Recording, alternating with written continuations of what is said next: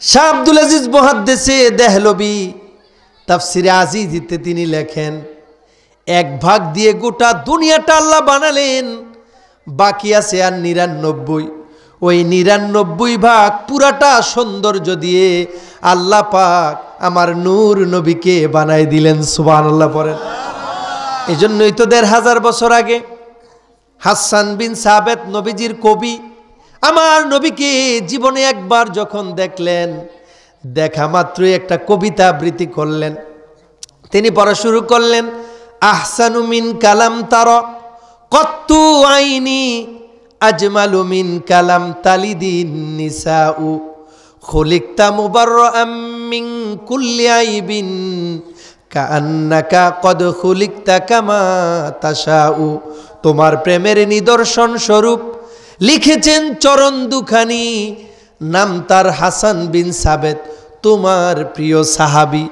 কোনো চোখ দেখেনি কভু তোমার চেয়ে সুন্দর কোনো কিছু, কোনো নারী জন্ম দেয়নি তোমার চেয়ে শ্রেষ্ঠ কোনো শিশু। জগতের সকল দোষ ত্রুটি মুক্ত তোমার চরিত্র বানিয়েছেন প্রভু, তোমায় যেন তোমার চাহিদা মতো। সুবহানাল্লাহ। বাংলাদেশের কবি আমার নবীর সৌন্দর্যের বর্ণনা দিতে গিয়ে কবিতা লেখেন, আকাশ সুন্দর নদীও সুন্দর সুন্দর বনের ফুল, তারু চেয়ে সুন্দর আমার প্যারা রাসূল, প্যারা রাসূল। পড়েন আল্লাহু আকবার। নবীর রূপে দুনিয়া জাহান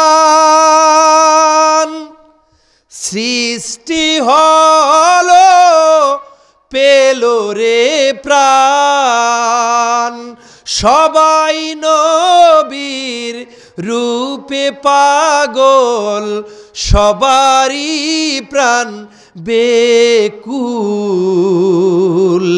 প্যারা রাসূল।